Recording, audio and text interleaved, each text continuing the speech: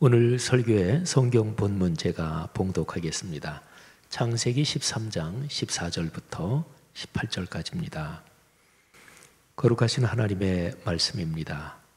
롯이 아브람을 떠난 후에 여호와께서 아브람에게 이르시되 너는 눈을 들어 너 있는 곳에서 북쪽과 남쪽 그리고 동쪽과 서쪽을 바라보라.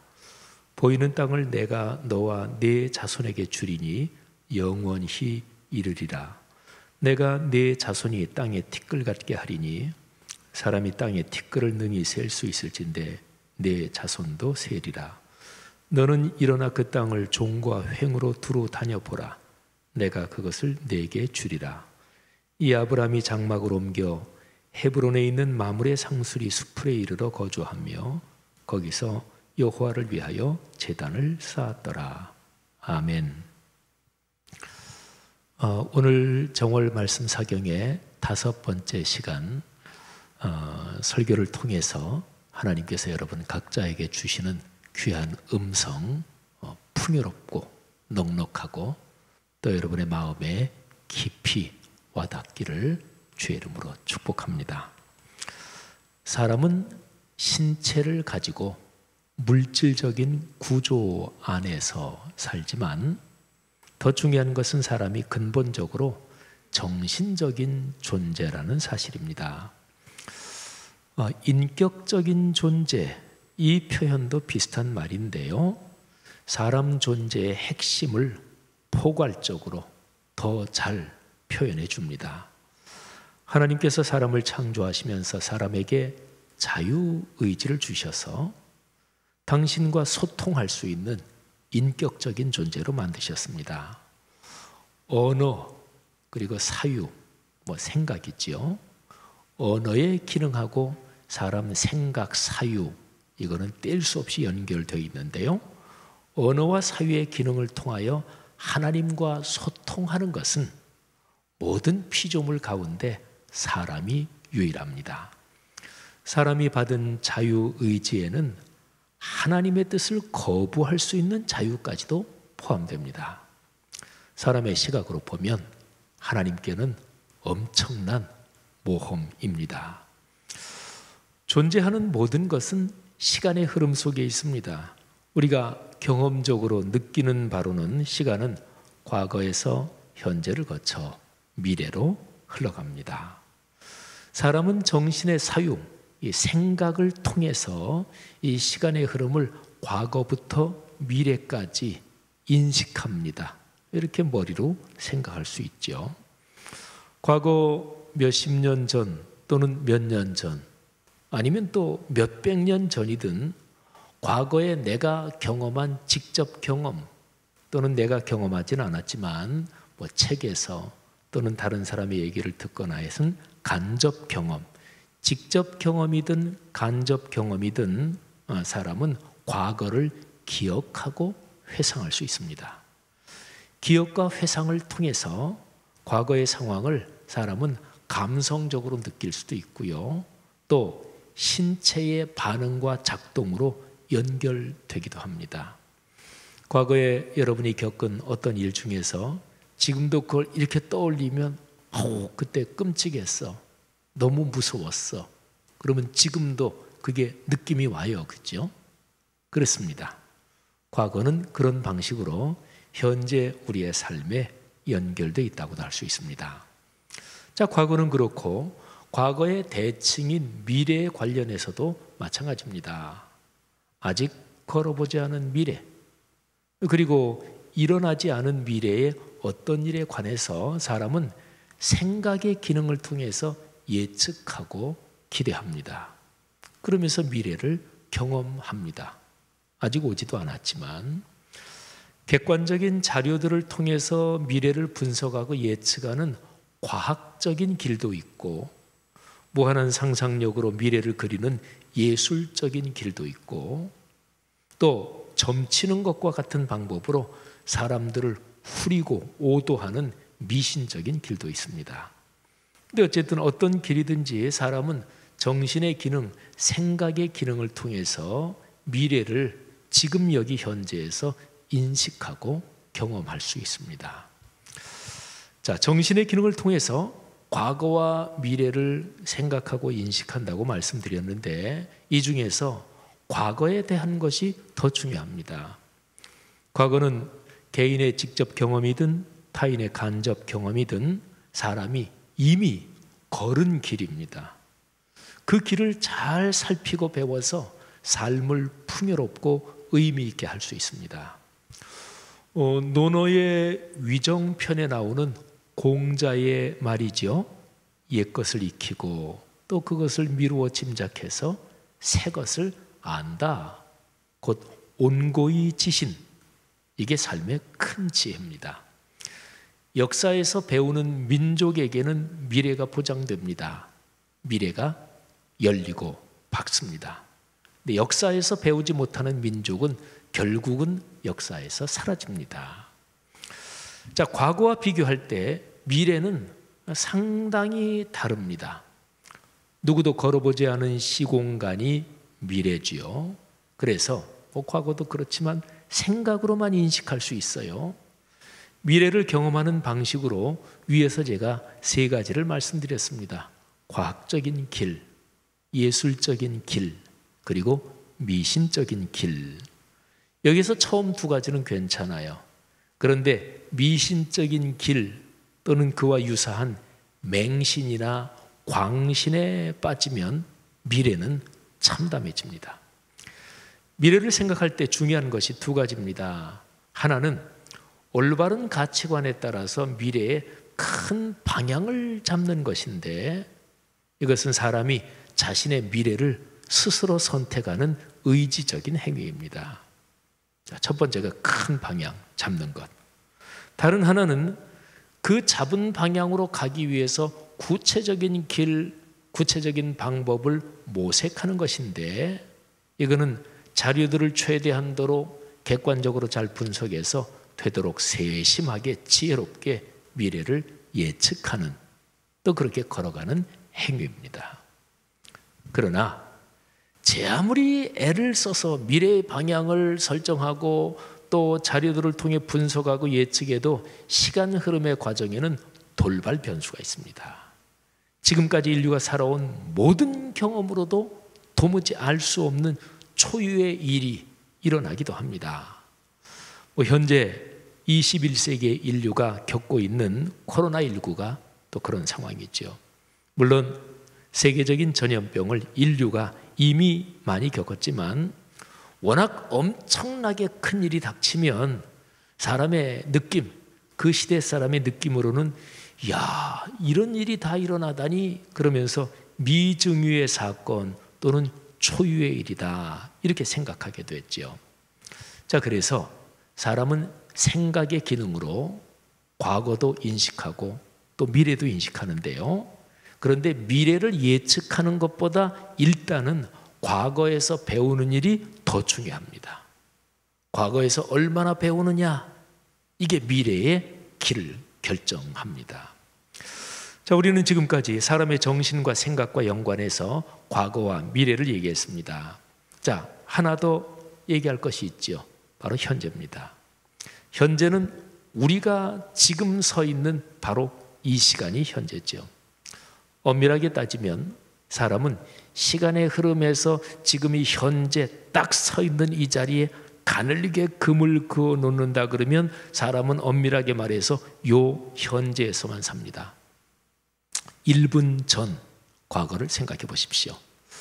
1분 전 또는 1분이 채 안 되는 더 짧은 직전의 시간도 과거는 과거입니다. 이미 지나갔습니다. 다시 그리로 돌아갈 수 없습니다. 미래에 대해서도 마찬가지입니다. 자, 1분 후의 시간. 제가 지금 설교를 하고 있습니다. 1분 후에 저는 여전히 이 자리에 서 있겠지요. 각 가정에서 예배 드리고 있는 여러분들 1분 후에 여전히 예배가 앞으로 한 30분은 더 있어야 끝나니까 그 자리에 계시겠지요. 그러나 엄밀하게 이론상으로 얘기한다면 갑자기 무슨 비상 상황이 발생해서 큰 어떤 경보가 울린다 그러면 지금 있는 이 자리에서 피해야 될 수도 있습니다. 그러니까 말하자면 엄밀하게 원론적으로 얘기한다면 1분 후의 미래도 100% 보장되는 것은 아닙니다. 그러니까 중요한 것은 현재입니다. 사람은 현재에서만 삽니다. 과거를 기억하고 회상하는 일, 미래를 분석하고 예측하는 일, 이 모든 것은 지금 서 있는 이 현재를 잘 살아야 되겠다. 이게 목적인 거지요. 자, 현재를 잘 사는 방법이 무엇입니까?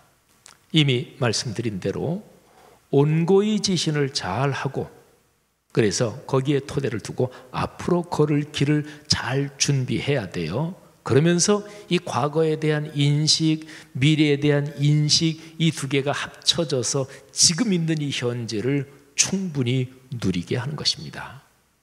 자, 과거와 미래의 모든 일을 다 고려하면서 목적이 분명해야 돼요. 어떻게 하면 지금 이 현재를 지혜롭게 누리며 사는가? 이게 인생의 지혜입니다. 그런데 현재를 누리는 이 일에서 사람에게 한계가 있습니다. 누구나 다 그래요. 자신이 걸어온 과거, 그거를 보고 배우는 것에서도 사람은 충분히 다 배우지 못할 때가 많고요. 중요한 것을 놓치는 경우가 허다합니다.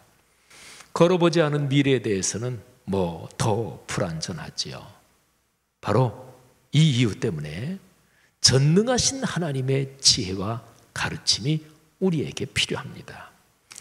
하나님께는 과거, 현재, 미래가 다르지 않습니다. 우리 사람에게는 명백하게 다르잖아요.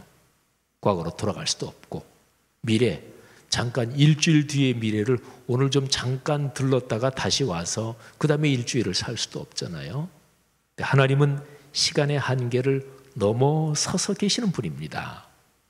사람의 경험으로 말하는 세 단위의 시간대, 곧 과거와 현재와 미래가 하나님께는 동일합니다. 그러니까 하나님께는 모든 시간이 영원한 현재, 이렇게 말할 수 있습니다. 히브리서 13장 8절에 성자 하나님이신 예수 그리스도에 관하여 말씀하는 내용을 한번 들어보세요. 예수 그리스도는 어제나 오늘이나 영원토록 동일하시니라. 아멘. 그러니까 시간의 한계를 넘어서서 계시는 우리 삼위일체 하나님, 거기에 대한 설명입니다. 자, 사람에게 과거, 현재, 미래로 구분되는 것이 하나님에게는 언제나 현재다, 영원한 현재다. 이거를 잘 생각하면 하나님께서 판단하시는 게 제일 정확합니다. 사람에게는 어려워도 하나님께는 판단하시는 것이 쉬워요. 까닭은 간단해요. 다 보이니까. 자, 예를 들어서 한번 생각해 볼까요? 작은 개미들이 있습니다. 개미 중에 제일 조그만 개미 생각을 해 보십시오. 근데 개미들이 한 4m 정도 되는 거리를 개미들이 이제 기어갑니다. 근데 이 4m 정도 거리, 그 구간에 모래 언덕도 있고 내려가는 길도 있고 또 어느 부분은 깊이 파인 구간도 있습니다. 또 이만한 장난감이 가로막고 있기도 합니다. 그리고 우유가 쏟아져 있기도 해요. 그러니까 이런 상황이 개미에게는 산을 올라야 되고 계곡을 내려가야 되고 또 괜히 파인 곳에 빠지면 끙끙거리면서 빠져나오기가 힘들 수도 있고 또 큰 물 웅덩이도 있고 이런 상황이겠죠. 개미들에게는, 조그만 개미는 4m 자기가 걸어갈 길 전체가 눈에 다 보이지 않죠. 자, 개미들이 그 4m 정도가 되는 길을 한 5분 정도에 이제 기어간다고 생각하십시다. 자, 2마리 개미를 예를 들어서 말하겠습니다. 개미 A, 이 개미가 한 2분 정도 기어갔어요. 그렇다면 그 개미에게는 전체 5분에서 2분은 지나가는 과거고, 그리고 남은 3분은 미래지요. 그런데 같은 그 시각에 개미 B가 있는데 이 B는 한 4분 정도를 이미 걸어갔어요. 그 지점에 있습니다. 그러면 개미 B에게는 이미 걸어온 4분은 과거고 1분이 미래지요. 말씀드린 대로 산과 계곡, 장애물 등등 이런 것 때문에 개미 A, 개미 B는 서로를 볼 수 없어요. 그러면 2마리의 개미는 상대적으로 개미 A는 과거의 시간대에 있고 개미 B는 미래의 시간대에 있는 거죠. 자, 근데 바로 이런 상황에서 어떤 사람이 이렇게 서가지고 이 4m의 이 전체의 길을 한눈에 봅니다. 4m 정도면 사람의 이 시각에서 광각이라는 게 있으니까 그 정도면 이렇게 한눈에 들어오죠. 이쪽 끝에서 저쪽 끝까지 개미가 기어가는 그 모든 것을 사람은 한눈에 볼 수 있습니다. 개미 두 마리 A와 B는 서로가 하나는 상대적으로 과거의 시간대에 하나는 미래의 시간대에 있는데 이 서 있는 사람은 그 전체를 한눈에 봐요. 그러니까 이 사람에게는 그 개미와는 다르게 이 두 시간대가 그냥 현재지요. 개미가 이렇게 기어가는 방향을 보면서 사람이 걱정할 수가 있겠죠. 야, 이놈아, 너 글로 가면 빠져. 어차피 돌아와야 돼. 이쪽으로 가야 되는데. 근데 개미는 몰라요. 왜? 한눈에 다 보이지 않으니까 말이죠. 보인다. 이 단어를 한번 잠깐 생각해 보세요. 바둑 장기 좋아하시는 분들 계십니까? 근데 바둑 장기 두 사람이 두고 있는데 곁에서 있는 사람 눈에는 이게 보이는 게 있어요. 고수라면 당연히 보이고 하수라도 보일 수가 있어요. 대국하는 사람은 잔뜩 긴장해서 안 보이는데 수가 좀 낮아도 옆에 있는 사람 눈에는 그게 보일 수 있어요. 근데 막상 그 사람들한테는 안 보인다. 자, 보인다는 게 이런 거예요. 여러분이 가지고 있는 직장 또는 직종에서요, 40대, 50대 또는 60대 인생의 그 영역에서 많이 걸어온 사람은 그 직장에 있는 젊은 사람들이 이렇게 하는 걸 볼 때 이게 선배들, 더 능숙한 사람들 눈에는 보여요. 아유, 저 양반 저렇게 하면 안 되는데. 저 같은 경우에 후배 목회자들, 젊은 목회자들이 이렇게 목회자로 걸어가는 걸 보면 제 눈에 보이는 게 있죠. 물론 선배라 그래서 다 맞는 건 아니에요. 근데 제가 아이고 내가 젊은 시절에 그렇게 시행착오를 거쳤는데 또는 그 젊은 시절에 나는 그런 훈련을 열심히 해서 지금 나에게 그게 큰 도움이 됐는데 그러면 제 눈에는 보이는 거예요. 그러니까 이렇게 저렇게 얘기해 줄 수도 있고 그런 거죠. 이 차이입니다. 보인다, 안 보인다. 사람의 눈에는 자기 삶이라도 과거, 현재, 미래가 한눈에 다 안 보인다니까요. 근데 하나님께는 보입니다. 그래서 내 인생 여정을 내가 제일 잘 알고 있는 게 아니에요. 나보다 하나님이 더 잘 아십니다. 이 사실을 인정하는 것, 거기에서부터 하나님의 도우심, 하나님의 축복이 우리 삶에 흘러 들어오기 시작합니다. 여러분에게 그런 은혜가 있기를 축복합니다. 자, 창세기 13장에 기록된 아브라함의 상황으로 들어가 보겠습니다. 13장에 기록된 아브라함의 그때 있었던 아브라함의 이 시간은 어떠했습니까? 아브라함은 불안을 느끼고 있었습니다.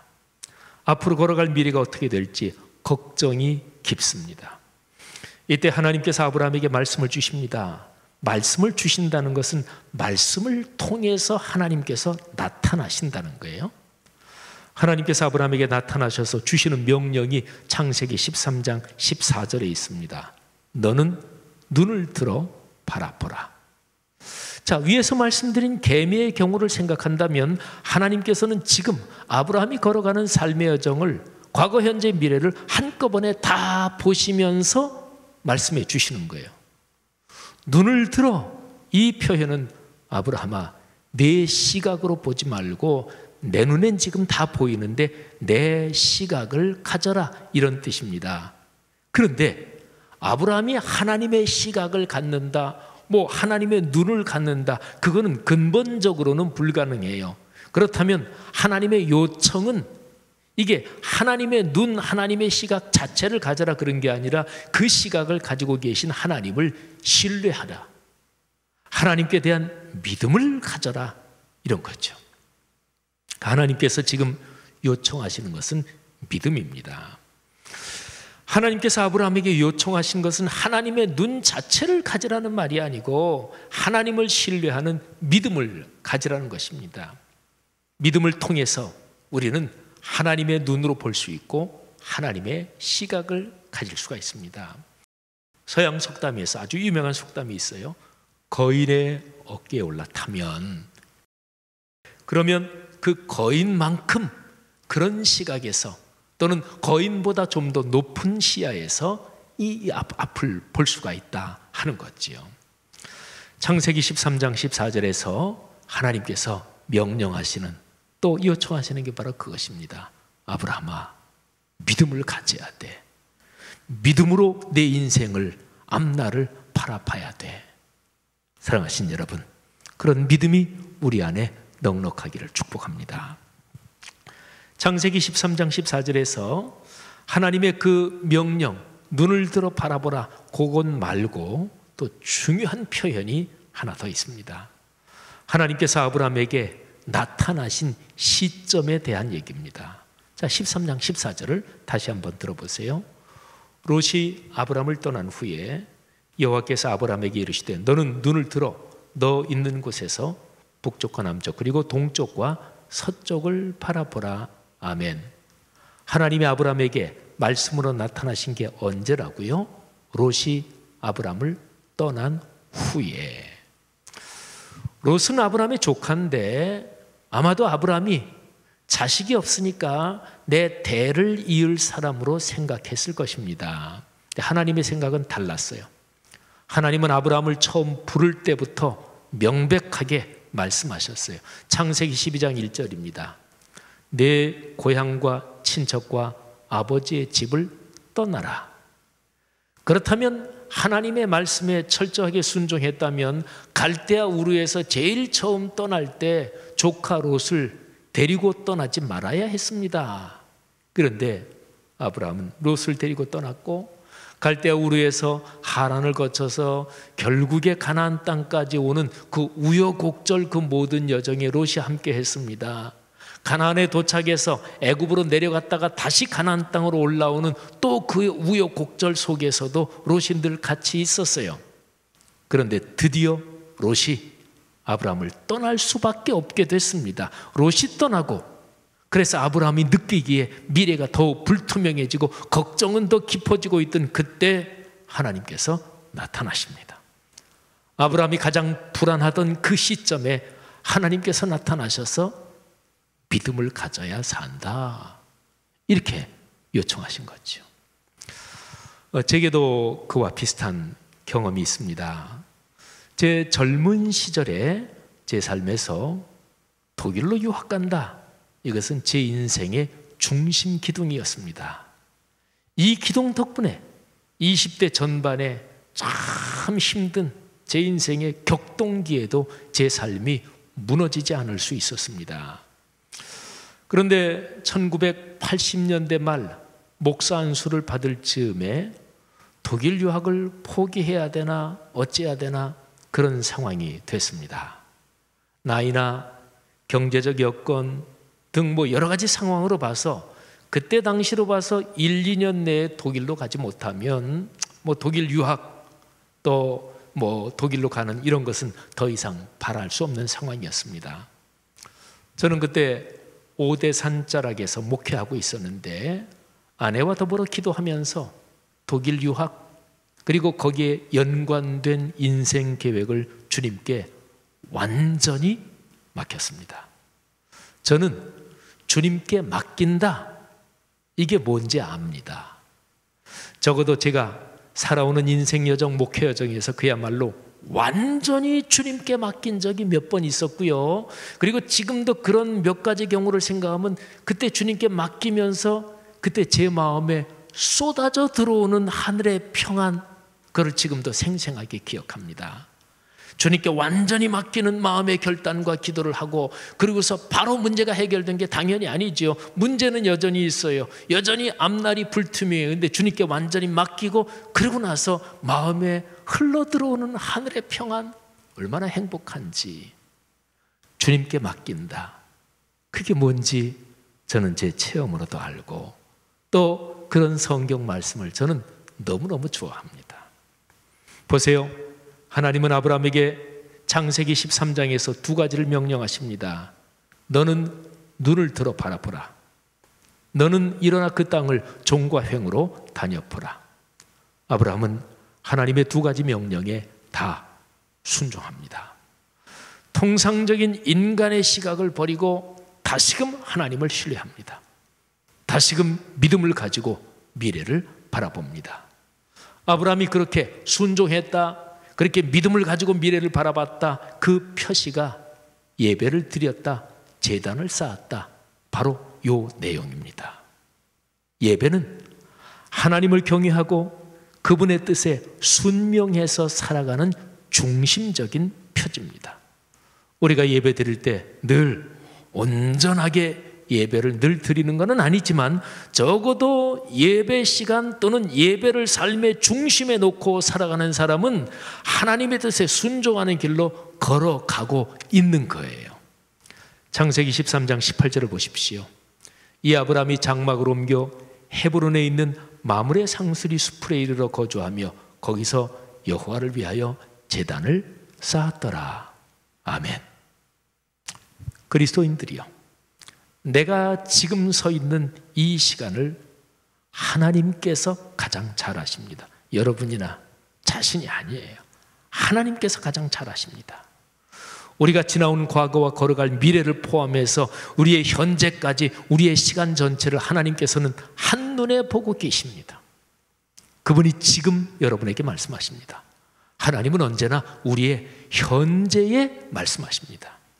마태복음 5장에 예수님께서 가르치신 말씀 중에서 가장 보석 같은 말씀들을 뽑아놓은 산상설교가 5, 6, 7장에 있죠. 근데 누가복음에도 비슷한 내용이 있는데 누가복음에는 6장에 나와 있는데요, 누가복음은 특별히 그 가르침에서 팔복에 대한 얘기를 하면서 지금을 강조합니다. 누가복음 6장 20절 21절 팔복 중에 일부분인데 한번 들어보세요. 예수께서 눈을 들어 제자들을 보시고 이르시되 너희 가난한 자는 복이 있나니 하나님의 나라가 너희 것이며 지금 줄인 자는 복이 있나니 너희가 배부름을 얻을 것이며 지금 우는 자는 복이 있나니 너희가 웃을 것이며 아멘. 누가복음 17장 20절 21절에서도 예수님은 하나님 나라가 언제 옵니까? 이렇게 시점을 묻는 바리새인들에게 하나님 나라는 지금 너희 안에 있다, 이렇게 가르치십니다. 9절을 들어보세요. 바리새인들이 하나님의 나라가 어느 때에 임하나이까 묻거늘 예수께서 대답하여 이르시되 하나님의 나라는 볼 수 있게 임하는 것이 아니요 또 여기 있다 저기 있다고도 못하리니 하나님 나라는 너희 안에 있느니라. 지금 현재 진행형으로 살아 움직인다, 이런 얘기지요. 고린도후서 6장 2절 말씀이 오늘 설교의 결론으로 여러분의 마음에 와닿기를 바랍니다. 이르시되 내가 은혜 베풀 때에 너에게 듣고 구원의 날에 너를 도왔다 하셨으니 보라 지금은 은혜 받을 만한 때요 보라 지금은 구원의 날이로다. 아멘. 하나님께서 여러분의 현재 지금 이 시간을 축복하십니다. 여러분 자신의 삶을 지금 미루지 말고요, 혹시 신앙생활 하시면서 예배 드리거나 설교를 듣거나 그럴 때 어떤 마음의 감동이 다가오는데 또 어떤 사랑의 책망 또는 어떤 마음의 기쁨이 다가오는데 너무도 많은 그리스도인들이 그거를 뒤로 미룹니다. 또 어떤 마음의 책망이 있을 때는 사람은 누구나 다 너 이거 잘못했지, 아유 내가 이거 실수했네, 인정하는 거 좋아하는 사람은 세상에 하나도 없습니다. 다 싫어합니다. 그래서 영적으로 정직하지 못하고 그리고 신앙의 훈련이 충분하지 못할 때 굉장히 많은 사람들이 그걸 살짝 미룹니다. 아유 그래 내가 잘못했는데 나중에 조금 더 생각하지. 하나님께서 말씀을 통해 어떤 결단할 그런 내용을 주시는데 그때도 아주 살짝만 몸을 피합니다. 과도하게 하나님 결단할 거 주셨는데 저 지금 생각하기 싫어요, 저 천천히 생각할게요, 그렇게 할 필요도 없어요. 그냥 예배 끝나고 설교 끝나고 그러고 기도도 해요. 다 하는데 그냥 살짝만 내 마음에 아는 듯 모르는 듯 조금만 그냥 하면은 얼마든지 피해갑니다. 그래서 얼마나 많은 그리스도인들이 하나님께서 지금 주시는 은혜를 피해가는지 모릅니다. 그래서 삶은 변화되지 않고 그냥 설교를 듣고 예배를 듣는 것은 점점 더 의례적인 행위로 굳어져 버리고, 그래서 동력을 잃은 그리스도인들로, 초라한 그리스도인들로 살아가는 거지요. 사랑하는 성도 여러분, 정월 말씀 사경의 이 5번째 설교 시간에 하나님께서 얘야, 지금이 중요하다. 현재를 사는 거다. 내가 지금 너를 사랑한다. 지금 결단하고 지금 변화되어야 된다. 이 음성 가슴에 끌어안고 다 함께 통성으로 잠시 기도하겠습니다.